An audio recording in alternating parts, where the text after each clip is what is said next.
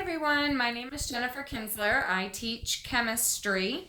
The most important thing for you to know right now about chemistry is that if the students need help, since we're not together in the classroom, then I will need them to let me know instantly. I have a remind set up that I had told the students that the students should be logging in and signing up for Remind, as well as the parents.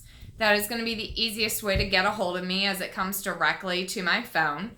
Okay, on top of that, the reason why they need to let me know as soon as possible, I can throw together an extra Zoom for them. I can tell them where in the resource folder to go ahead and find extra worksheets. But the most important part is because chemistry has a whole bunch of math in it, and just like math class, chemistry builds. So they had trouble understanding what we did, let's say on Monday. Then on Tuesday, when we revisit it and make it one step harder, they're going to be even further behind because they didn't understand what they were doing.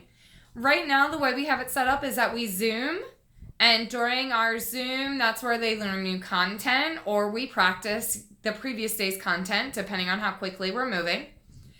After they're done the Zoom, they will use their OneNote program in order to complete a worksheet. They will submit that to Schoology. Okay, they are not sharing it to my email or my OneDrive. They're submitting it directly to the Schoology assignment. And then from there, they have a discussion that I told them they just need to be 100% honest about. I need to know how they did on that worksheet. And if they are telling me that they cannot do the worksheet and they need extra help, then they should be sending me a message on Remind to say, hey, when can we Zoom together? When is there another worksheet? Okay, I understand what I did wrong, but now I need another worksheet to practice to make sure I'm getting it right. So I told them the most important part about that discussion is really just to be open and honest. They'll get 100% for completing the discussion. Okay, but they could totally lie and get 100% and just walk away, or they could tell the truth and do the next step, which is to get the extra practice. Either I got a whole bunch wrong and I don't know why, so we need to Zoom together so we can figure out what's going on, or I got some wrong, I looked at the answer key that you gave us and I understand what I did wrong. Can I now do some extra practice to make sure I'm good? That's my goal, is to get them to that point, because that's where we would be in the classroom. We would have answer keys hanging all over the classroom, and they'd work on some problems and go check it, and I'd be walking around looking at what they're doing. Okay, obviously that aspect is gone right now, so that's why it's so important to just 100% be honest on those discussions. Okay, they do have a couple assessments. Okay, when you look over the agenda that I have posted, anything that has an A after it is graded as an assessment. Okay, as far as labs, we did one virtual lab so far already with measurement. We did not do a new lab this week. We're kind of learning something called an anchor phenomena. So they're learning about this big idea or this big question. They've got to keep tying things back to it that we're learning. So we'll do a lab with that next week.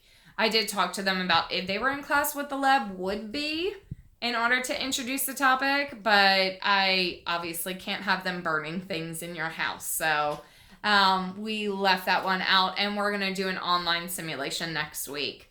Okay, so that's another thing that we could do. We have online simulations that we're also going to be trying. Okay, and the other option for labs is that Miss Patrick, the other chemistry teacher, and I would actually go into the classroom. We would go ahead and do the lab, pause it, zoom in on the data, and then keep going. That way the students could kind of see what the lab would actually be like. They just wouldn't be able to physically do the lab themselves.